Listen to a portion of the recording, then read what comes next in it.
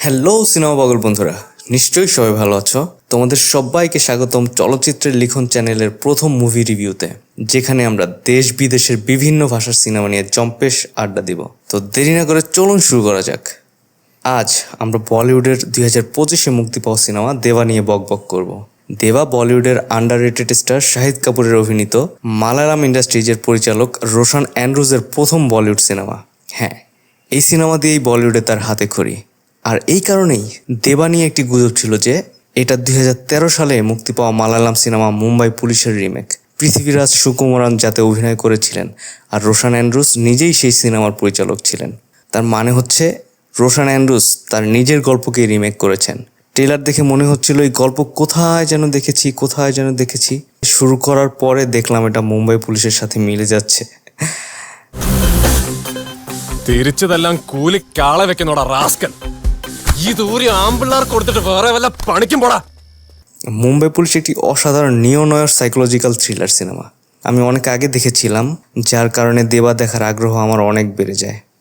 পরিচালক রোশান অ্যান্ড্রুজ দেবাতে একটু বলিউড ভাইব রাখতে চেয়েছেন, গল্পটাকে একটু ভিন্নভাবে দেখাতে চেয়েছেন। একজন ডিরেক্টর যখন তার হিট গল্পকে নতুনভাবে উপস্থাপন করার চেষ্টা করেন, সেই সিনেমা দেখার আগ্রহ আমার অনেক বেড়ে যায়। যদিও রোশান অ্যান্ড্রুজ তার এই গল্পতে অনেক পরিবর্তন এনেছেন। শাহিদ কাপুরের অ্যাক্টিং রেঞ্জ এই সিনেমায় বেশ ভালোভাবে ফুটে উঠেছে। আমরা সবাই জানি যে শাহিদের সাথে অ্যাগ্রেসিভ চরিত্র দারুণ মানায়, যেমন কবির সিংয়ের পর তার প্রতি দর্শকদের ধারণাই বদলে গিয়েছিল। দেবাতেও তিনি একজন আগ্রাসী পুলিশ অফিসারের চরিত্রে অভিনয় করেছেন এবং কিছু দৃশ্যে মনে হচ্ছিল লাইসেন্স ফেরত না পাওয়ায় কবির সিং পুলিশ হয়ে গেছে।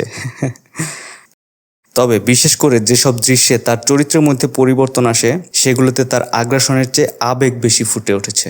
এই অংশগুলো দেখে পুরনো শাহিদ কাপুরের কথা মনে পড়ে গিয়েছিল, হায়দার আর কামিনীতে যেমন আমরা দেখেছিলাম। এই দিক দিয়ে শাহিদ কাপুরের পারফরমেন্স প্রশংসার দাবিদার।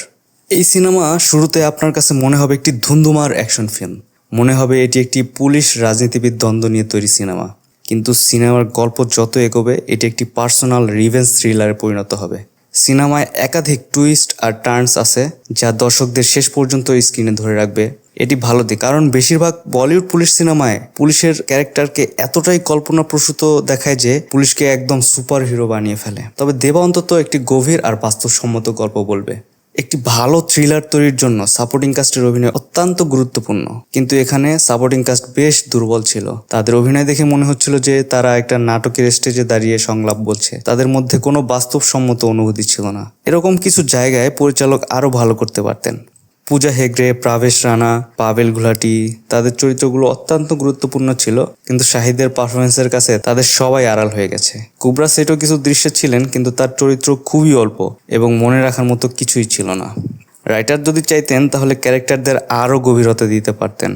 রোশান অ্যান্ড্রুজ চমৎকার একজন পরিচালক। আমি যখন তার মুম্বাই পুলিশ সিনেমা দেখেছিলাম, তখন খুবই আশ্চর্য হয়েছিলাম যে কিভাবে তিনি এত সুন্দর একটি কনসেপ্টকে পুলিশ সেটআপের মধ্যে রেখেছেন। কিন্তু দেবাতে তিনি গল্পের মূল আত্মাটাই পরিবর্তন করে ফেলেছেন, যা পর্দায় আসলে অনেক দুর্বলভাবে ফুটে উঠেছে।